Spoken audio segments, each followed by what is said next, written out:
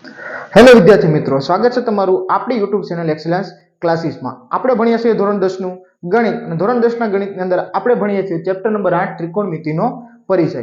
આ ચેપ્ટરની અંદર આપણે અત્યારે પહોંચ્યા છીએ સ્વાધ્યાય 8.1 નો દાખલા નંબર 5 અને આ વિડીયોમાં આપણે ભણવાનો છે દાખલા નંબર 5. આનાથી આગળના 1 થી 4 દાખલા એના સિવાયનું આપણે કોષ્ટક 8.1 એટલે કે ત્રિકોણમિતિય જે વિધેયો છે તેના ખૂણાઓના માપનું એક કોષ્ટક ભણી ગયા. એના સિવાય આવતા નિત્ય સમૂહ, વ્યસ્તના આધારે સૂત્રો અને બાજુઓના આધારના સૂત્રો અને એને લગતી તમામ થિયરી આપણે આગળના વિડીયોમાં ભણી ચૂક્યા છીએ. જો તમે ન જોઈ હોય તો પ્લેલિસ્ટમાં જઈ અને તમે જોઈ શકો છો. તો ચાલો આજનો અભ્યાસ આપણે શરૂઆત કરીએ દાખલા નંબર 5. તો દાખલા નંબર 5 માં શું કીધું છે? જો sec θ બરાબર 13/12 હોય તો બાકીના બધા જ ત્રિકોણમિતિય ગુણોત્તરો શોધો. તો અહીં એક કિંમત આપણે આપી દીધી છે, એના આધારે આપણે બાકીના બધા જ મેળવવાના છે. તો બાકીના બધા એટલે કેટલા? તો કે કુલ 6 છે, એમાંથી sec θ એક આવી ગયો તો બાકીના કેટલા વધ્યા? 5. બાકીના 5 ની કિંમત આપણે મેળવવાની છે. તો આના આધારે સૌપ્રથમ આપણે શું કરીએ તો કે ત્રિકોણ દોરીને પણ કરી શકીએ અને એના વગર પણ કરી શકીએ. ચાલો તો થોડીક ત્રિકોણ દોરીને જ વાત કરીએ, કેમ કે આપણે સારી રીતે એને સમજી શકીએ. અહીં એક ખૂણો લઈ લઉં છું. અહીં કયો ખૂણો લેવાનો તે આપણે કશું નથી કીધું, એટલા માટે હું અહીં ABC ત્રિકોણ લઈ લઉં છું. આપણો જાણીતો છે એટલા માટે અહીં ખૂણો B છે અને હું શું આપી દઉં? કાટકોણ. તો સામે આપણે શું મળી ગયો? તો કે કર્ણ મળી ગયો. હવે થીટા તરીકે શું લઈ લઉં છું? તો કે થીટા તરીકે દાખલા A લઈ લઈએ. ચાલો થીટા તરીકે શું લઈ લઉં છું? અહીં A.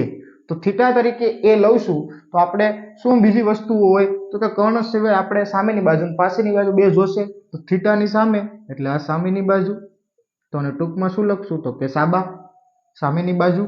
અને આ બાકી રહ્યું શું હશે? તો કે પાછળની બાજુ, તો એને ટૂંકમાં શું લખશું? તો કે પાબા. તો અહીં કર્ણ ત્રિકોણ આપણે બનાવી લીધો છે, આકૃતિ બનાવી લીધી છે. હવે તો કે હવે સેકનો વારો. તો કઈ રીતે છે? તો જો સૌપ્રથમ sec θ બરાબર શું થાય? તો કે 13/12 આ આપેલું છે બરાબર. હવે થાય શું? તો કે sec θ નું સૂત્ર શું છે? તો કે sec cos નો વ્યાસ એટલે સૂત્ર શું? તો કે કર્ણ એના છેદમાં શું હોય? તો કે પાછળની બાજુ એટલે ટૂંકમાં શું લખશું? તો કે પાબા. હવે અહીં કર્ણ કોણ છે? તો કે કર્ણ AC.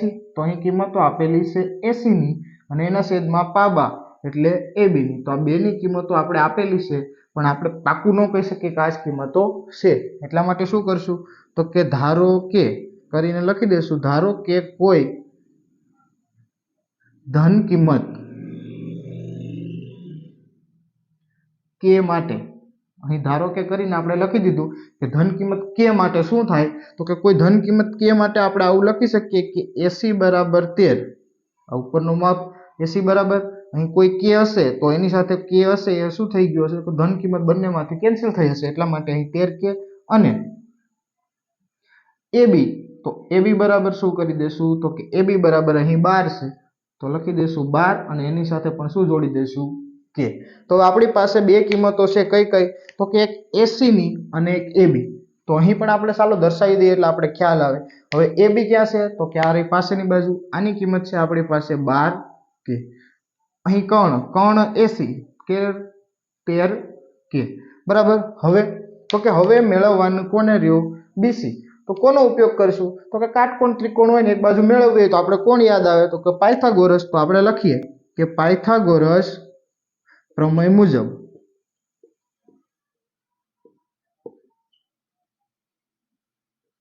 પાયથાગોરસ પ્રમેય મુજબ તો કે કર્ણનો વર્ગ એટલે કે AC નો વર્ગ કેટલો હશે? તો કે બાકીની બે બાજુઓના વર્ગના સરવાળા જેટલો. તો બાકીની બે બાજુઓ AB પ્લસ BC અને બંનેનો શું હોવો જોઈએ? વર્ગ. જે કિંમતો આપેલી છે એ મૂકીએ. AC કેટલી આપેલી છે? 13 કે. તો અહીં લખી દઉં 13 કે અને એનો આખાનો વર્ગ. AB, તો AB ની આપેલી છે કેટલી?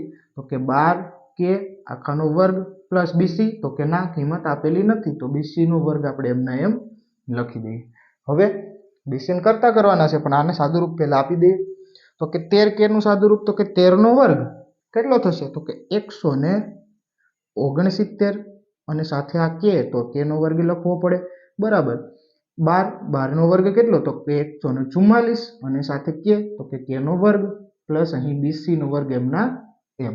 હવે આ આ બાજુ લઈ લેશું શું તો કે સરખા છે એટલે બાદબાકી થઈ શકે તો કે 169 કે નો વર્ગ બાદબાકી કેમ તો કે આ પ્લસ છે આ બાજુ આવશે એટલે -144 કે નો વર્ગ બરાબર અહીં શું વધશે તો કે એકલો વધશે બીસી નો વર્ગ હવે તો કે 169 માંથી 144 બાદ કરશું તો કેટલા વધશે તો કે અહીં વધશે 169 - 144 એટલે 25 વધશે તો અહીં આપણે લખી દઈએ 25 કે નો વર્ગ બરાબર બીસી નો વર્ગ હવે તો કે હવે મારે બીસી ની કિંમત જોઈએ તો હું લખીશ અહીં એક વખત લખી દઉં છું બીસી નો વર્ગ બરાબર 25 કે નો વર્ગ બરાબર અહીં આવી રીતે હતું કે આ સીધું લખેલ છે હવે વર્ગ સામે જશે તો વર્ગ સામે જાય તો શું થશે તો કે વર્ગમૂળમાં 25 કે નો વર્ગ આવી રીતે થશે હવે વર્ગમૂળ કાઢશું એટલે શું થશે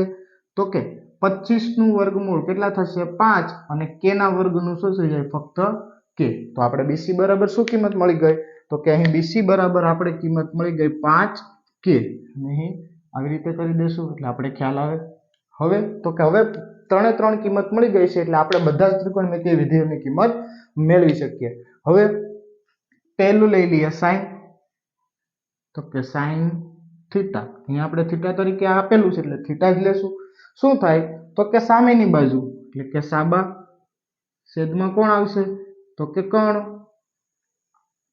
સાબા કોણ છે અહીં તો કે સામેની બાજુ છે બીસી તો અહીં લખી દેશું બીસી કર્ણ કોણ છે તો કે એસી બરાબર હવે સૌપ્રથમ આપણે બધાના સૂત્ર લખી લઈએ પછી કિંમતો લખીશું હવે એના પછી બીજું તો કે cos થીટા આ cos થીટાની કિંમત આપણે ડાયરેક્ટ પણ મળી શકે કેમ તો કે આ એનો વ્યસ્ત છે અને કિંમત ઉલટાવી દો એટલે એ કિંમત કોની મળશે cos થીટાની અને સૂત્ર લખવું હોય તો સૂત્ર લખી શકીએ આપણે પાબાના છેદમાં કર્ણ પણ પરીક્ષામાં આપણે આવી રીતે પૂછાય એટલે આપણે આવી જ રીતે વ્યવસ્થિત ગણતરી કરશું અથવા તમે ડાયરેક્ટ પણ દર્શાવી શકો કે ખોટું પડશે નહીં એના પછી tan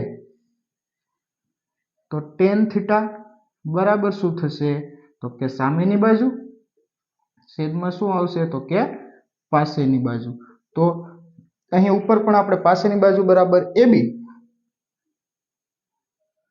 અને કર્ણ બરાબર કોણ છે તો કે AC અહીં પાસેની બાજુ બરાબર કોણ છે સોરી સામેની બાજુ બરાબર BC તો ઉપર લખશું BC અને છેદમાં પાબા તો પાબા કોણ છે AB તો લખી દઈશું AB હવે કોણ આવશે તો કે હવે આવશે cot તો લખી દઈએ cot cot થીટા બરાબર શું થાય તો કે tan નું વ્યસ્ત એટલે પાબાના છેદમાં સાબા આપણે tan ના જવાબ પરથી આનો જવાબ ડાયરેક્ટ ઉલટાવીને પણ લખી શકીએ પરંતુ આપણે સૂત્રના આધારે ગણતરી કરશું એટલે ખ્યાલ આવે પાબાના છેદમાં આવશે સાબા તો આનું ઉલટાવી દેશું BC ની જગ્યાએ ઉપર AB આવી જશે અને છેદમાં BC શું આવશે AB ના છેદમાં BC હવે એના પછી કોણ આવે તો કોટ પછી આપણે sec લઈએ પણ sec ની કિંમત તો આપેલી છે તો હવે કોને લઈ લઈએ તો કે cosec ને લઈ લઈએ cosec ની કિંમત આપણે ડાયરેક્ટ લખી શકીએ ક્યાંથી લખી શકીએ તો કે sin નો વ્યસ્ત છે કોણ cosec તો લખી શકીએ પરંતુ અહીં આપણે સૂત્રના આધારે ગણતરી કરીએ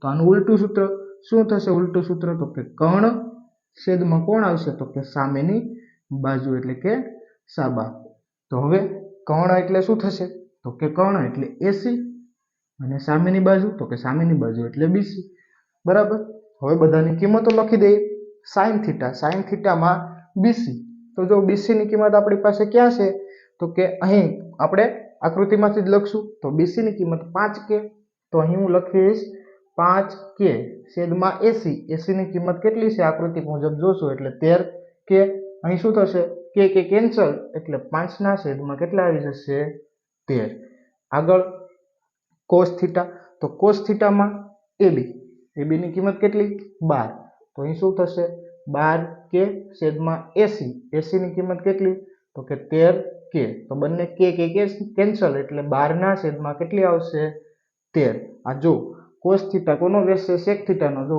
એની ઉલટી કિંમત આપણે મળી એના પછી tan થીટા તો tan થીટા બરાબર શું થશે તો કે BC તો BC ની કિંમત આપણી પાસે કેટલી છે તો કે BC ની કિંમત છે આપણી પાસે 5k તો અહીં લખી દઉં છું 5k અને છેદમાં AB ની કિંમત કેટલી છે તો કે 12k તો અહીં છેદમાં લખી દઉં છું 12k કે કેન્સલ થશે એટલે 5 ના છેદમાં કેટલા આવી જશે તો કે 12. તો અહીં 5 ના છેદમાં 12. કોટ તો કે એનો વ્યસ્ત એટલે 12 ના છેદમાં 5 આવશે. તેમ છતાં આપણે AB તો AB ની કિંમત તો કે AB ની કિંમત 12 કે એટલે 12 કે ઉપર અને BC ની કિંમત 5 કે તમે આકૃતિમાં જોઈ શકો છો. કે કેન્સલ કરશું એટલે 12 ના છેદમાં કેટલા આવી જશે 5 આવી જશે. બરાબર. હવે આગળ AC તો AC ની કિંમત આપણી પાસે 13 અને BC ની કિંમત 5 તો 13 ના છેદમાં 5 તો અહીં ઉપર 13 કે છેદમાં 5 કે બરાબર. અહીં 13 ના છેદમાં કેટલા આવશે તો કે 5 આવશે. તો આપણે 5 એ 5 બધા ત્રિકોણમિતિ વિધેયો કીધા હતા બધા એટલે 5 અને આ એક ઓલરેડી આપેલું હતું એટલે અહીં 100 વિધેયોની કિંમત મળી ગઈ. તો અહીંયા sin ની કિંમત, બીજી cos ની, ત્રીજી આપેલી છે તે tan ની, tan પછી આપેલી આપણે cot ની, cot પછી sec ની મળી ગઈ. એના પછી આપણે કોની મેળવી cosec ની, કેમ કે sec ની આપણે આપેલ હતી. તો અહીં આ બધી કિંમતો આપણે આવી રીતે મળે છે. આપણે સૂત્રના આધારે કરી શકીએ અથવા sin નું મળી જશે. આપણે સૂત્રના આધારે cos નું આપણે ડાયરેક્ટ વ્યસ્ત કરી શકીએ, tan નું મેળવી લઈએ તો પછી cot નું પણ આપણે ડાયરેક્ટ વ્યસ્તના આધારે લખી શકીએ અને cosec નું પણ sin ના વ્યસ્ત કરી નાખીએ એટલે cosec ની પણ કિંમત મળી જાય. તો આપણે એવી રીતે પણ મેળવી શકીએ, પરંતુ આપણે સૂત્રના આધારે મેળવશું તો વધારે સરળ રહેશે.